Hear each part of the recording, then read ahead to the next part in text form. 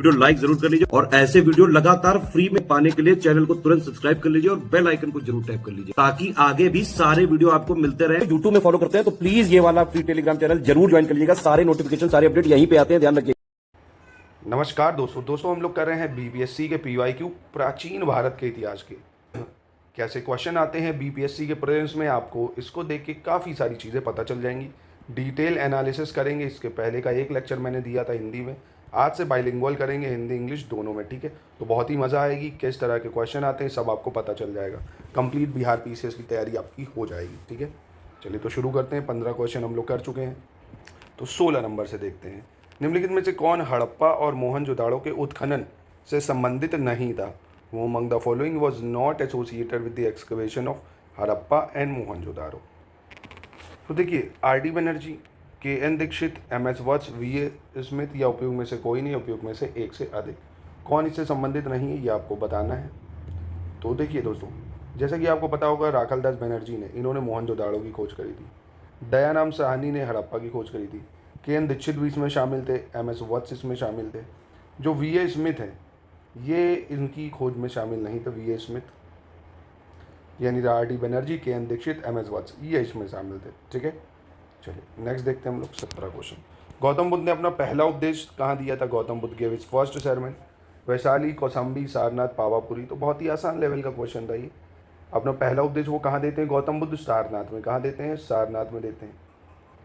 अब देखिए, गौतम बुद्ध के कई नाम थे, पता होगा आपको, शाक्य मुनि है ना, तथागाट, ये सब भी बोलते थे। इनका जन्म कहाँ हुआ है? जन्म लुम्बिनी में हुआ है, लुम्बिनी में, कपिल वस्तु में, ठीक है, याद रखिएगा इसको। कहाँ हुआ है? लुम्बिनी में। शाक्य क्लैन में हुआ था। मदर महामाया थी, फादर जो थे शुद्धोधन थे, शाक्य क्लैन के चीफ थे, ठीक है। तो ये सब आप डिटेल में अगर पढ़ना चाहते हो, गौतम बुद्धा हिस्ट्री, मतलब complete history, complete GS, complete आपका मेंस, इंटरव्यू, प्रीलिम्स की पूरी आपको वीडियोस मिल जाएंगे। पूरा पेड ग्रुप में ग्रुप डिस्कशन मिल जाएगा। कंप्लीट स्टडी मटेरियल, जैसे आपने क्या करा, हिस्ट्री की आपको वीडियो क्लासेस मिली, पूरी वीडियोस देखी। फिर मोस्ट एक्सपेक्टेड जो क्वेश्चन होते हैं वो आपको हिस्ट्री के मिले, प्लस जीएस का फुल लेंथ टेस्ट आपको मिला, प्लस आपको नोट्स मिले कि बढ़िया वीडियो देखा, फिर नोट्स पढ़ा, फिर अपना क्वेश्चन लगाए। ऐसे करके आप कंप्लीट इंटीग्रेटेड तैयारी स्टडी फॉर सिविल सर्विसेज के साथ कर सकते हो बीपीएससी की, ठीक है। चलिए आगे बढ़ते हैं। इंडिका का लेखक कौन था? Who was the author of Indica? Vishnugupta, Megasthenes, Deimachus या प्लिनी, या इनमें से कोई नहीं, या एक से ज़्यादा। तो दोस्तों पता होगा इंडिका किसने लिखी थी? आपके मेगास्थनीज ने इंडिका किताब लिखी थी, जिसमें उसने मौर्य साम्राज्य को 7 भागों में भी विभाजित करा था। मौर्य साम्राज्य मतलब चंद्रगुप्त मौर्य के शासनकाल में ही आता है, ठीक है। आगे बढ़ते हैं। प्राचीन भारत का नेपोलियन किसे कहा जाता है? Who is called the Napoleon of ancient India? Chandragupta Maurya, Pushyamitra, Kanishka या समुद्रगुप्त? किसको नेपोलियन कहा जाता था दोस्तों? तो आपको पता होगा अगर, तो समुद्रगुप्त को क्या कहा जाता था? Napoleon of ancient India. क्या कहते थे? Napoleon of ancient India. ये गुप्ता रूलर था, जैसा कि पता होगा आपको। कौन था? गुप्ता रूलर। और दोस्तों गुप्ता रूलर की क्रोनोलॉजी पूछ ले अगर, तो ज़रूर याद रखिएगा, एग्जाम के लिए बहुत इंपॉर्टेंट है। सबसे पहले गुप्ता रूलर का फाउंडर याद रखो, श्रीगुप्त था। फिर उसके बाद कौन आता? घटोत्कच आता, घटोत्कच आ जाता है। उसके बाद चंद्रगुप्त वन आता है, फिर समुद्रगुप्त आता है, समुद्र के बाद तो चंद्रगुप्त वन आएगा, फिर कुमारगुप्त आएगा, फिर स्कंदगुप्त कहीं जाके आता है ना। तो श्रीगुप्त, घटोत्कच, चंद्रगुप्त वन, समुद्रगुप्त, चंद्रगुप्त आ जाएगा, फिर आपका वन, ठीक है, चंद्रगुप्त 2 आ जाएगा, फिर कुमारगुप्त, स्कंदगुप्त, ये ज़रूर याद रखना। चलिए 20 पे आते हैं। हर्षवर्धन के शासनकाल में किस चीनी यात्री ने भारत की यात्रा की थी? Which Chinese traveller visited India during the Harshavardhana rulers? Fahien, Hiuen Tsang सिंह या तारानाथ, या उपयुक्त में से कोई नहीं। तो ये भी काफ़ी आसान सवाल था, ये पता होगा आपको ये। तो फाइयान मतलब जो हियान शांग के शासन, हर्षवर्धन जो है के शासनकाल में आया था हियान शांग। कौन आया था? हियान शांग हर्षवर्धन के शासनकाल में आया था। फाइयान पूछ ले, फाइयान किसके शासनकाल में आया था? तो चंद्रगुप्त द्वितीय के शासनकाल में आया था, चंद्रगुप्त द्वितीय। और इत्सिंग भी चंद्रगुप्त द्वितीय के शासनकाल में आया था, चंद्रगुप्त द्वितीय के। तो याद रखिएगा इसको। चलिए, नालंदा विश्वविद्यालय के संस्थापक कौन था? Who was the founder of Nalanda university? Chandragupta, Vikramaditya, Kumaragupta, Dharmapala, Pushyagupta? कौन था इनमें से दोस्तों? तो देखिए, नालंदा का जो संस्थापक था वो कौन था? वो था आपका कुमारगुप्त। कौन था? कुमारगुप्त, ठीक है, याद रखिएगा, कुमारगुप्त। क्वेश्चन नंबर 22 देखते हैं। कह रहा है सिंधु सभ्यता निम्नलिखित में से किस युग में पड़ेगी? मतलब कौन सी ये कहलाएगी? ऐतिहासिक काल यानी हिस्टोरिकल पीरियड, प्राग ऐतिहासिक काल यानी पैलियोलिथिक पीरियड, उत्तर ऐतिहासिक काल यानी पोस्ट हिस्टोरिकल पीरियड, और या आद्य ऐतिहासिक काल यानी प्री हिस्टोरिकल पीरियड? पहले देखिए इसका अंतर समझ लेंगे तो सवाल करने में आसानी होगी। जैसे हिस्टोरिकल पीरियड क्या होता है, जिसके लिखित साक्ष्य अवेलेबल हो, जिसके आपके पास क्या हो, लिखित साक्ष्य, और बढ़िया पढ़ भी सकते हो। जैसे हमारे पास अंग्रेजों का इतिहास वगैरह ये सब है, मुगलों का है ना, जिसको हम पढ़ सकते हैं। मौर्य में जैसे अशोका के इंस्क्रिप्शन है, उनको भी पढ़े जा चुके हैं, जेम्स प्रिंसेप ने पढ़ लिया था, है ना, तो ये सब हिस्ट्री है। पैलियोलिथिक पे कोई लिखित साक्षी नहीं है हमारे पास, जैसे भीमबेटका केव, औजार से मिलते हैं, कोई लिखित साक्ष्य नहीं मिलते हैं, है ना। पोस्ट हिस्टोरिकल पीरियड मतलब जो हिस्ट्री में हो चुका है, जो अब प्रेजेंट में चल रहा है, इतिहासकार जिसका अध्ययन करते हैं, है ना, तो वो तो पोस्ट हिस्ट्री हो गई, हिस्ट्री की बात की। प्री हिस्टोरिकल पीरियड या आद्य ऐतिहासिक काल वो होता है जिसके हमारे पास लिखित साक्ष्य भी अवेलेबल, लिखित साक्ष्य हैं पर उनको पढ़ा नहीं जा सका है। जैसे हड़प्पा की स्क्रिप्ट है हमारे पास, पर आज तक हड़प्पा की स्क्रिप्ट को कोई पढ़ ही नहीं सका। आप पढ़ सको तो पढ़ लो एक बार, पता नहीं क्या लिखा हुआ है, ऐसे सिम्बोलिक फॉर्म में लिखा हुआ है, तो इसीलिए इसको आद्य ऐतिहासिक काल बोलते हैं। ठीक है, चलिए 23 देखते हैं। 800 से 600 ईसा पूर्व का समय जाना जाता है। The period between 800 to 600 BC is known as Brahmana kaal, सूत्र काल, रामायण काल या महाभारत काल। तो 800 से जो 600 BC का समय उसको सूत्र पीरियड बोला जाता है। क्या बोला जाता है? सूत्र काल बोला जाता है, सूत्र काल। और दोस्तों ब्राह्मण काल जो है ये कब माना जाता है? ब्राह्मण काल तो ये माना जाता है 900 से 700 BC, 900 से 700 BC माना जाता है ब्राह्मण काल। ठीक है, और रामायण पीरियड ये 8 सेंचुरी से 3 सेंचुरी के बीच में माना जाता है। ठीक है, महाभारत काल ये भी 10 सेंचुरी में माना जाता है। ठीक है, चलिए देखते हैं नेक्स्ट।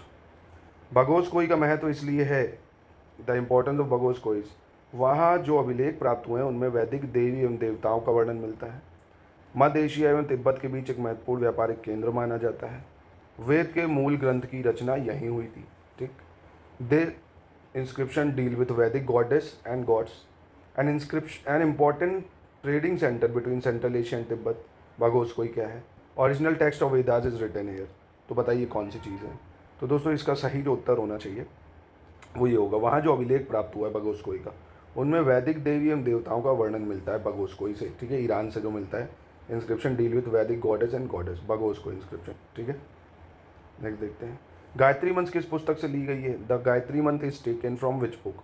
उपनिषद, भगवद गीता, ऋग्वेद या यजुर्वेद? तो गायत्री मंत्र हमने किससे लिया हुआ है? तो दोस्तों गायत्री मंत्र हमने लिया है ऋग्वेद से। किससे लिया है? ऋग्वेद से।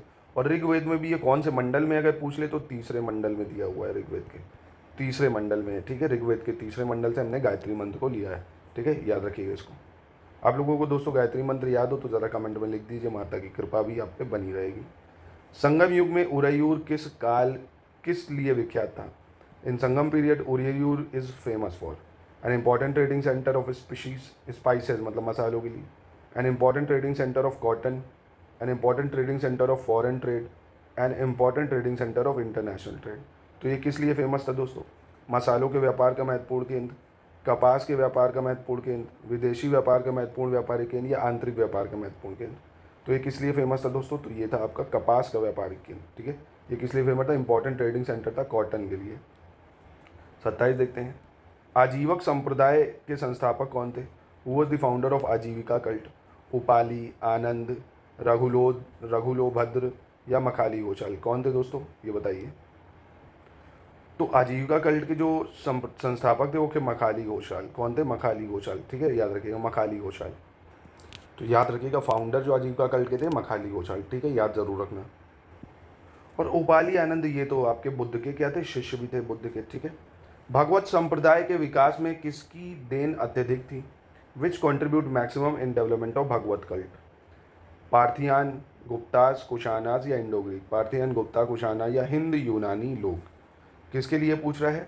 भगवत संप्रदाय के लिए। किसका योगदान ज़्यादा रहा है ये बताना है आपको। तो इसमें दोस्तों भगवत कल्ट में गुप्ता रूलर थे। कौन थे? गुप्ता रूलर जितने थे वो भगवत कल्ट के थे। ठीक है, याद रखिएगा। कुशानास तो आपने देखा होगा, कनिष्क जो था इसका रूलर, ये क्या करता है? बौद्ध संगीति भी कराता है, बौद्ध होता है। ठीक है, पार्थियंस वगैरह ये भी हिंदू बुद्ध में मतलब मिक्स चलते रहती हैं ब्रीड। ठीक है, गुप्ता जो थे ये आपके भगवत कल्ट होते हैं।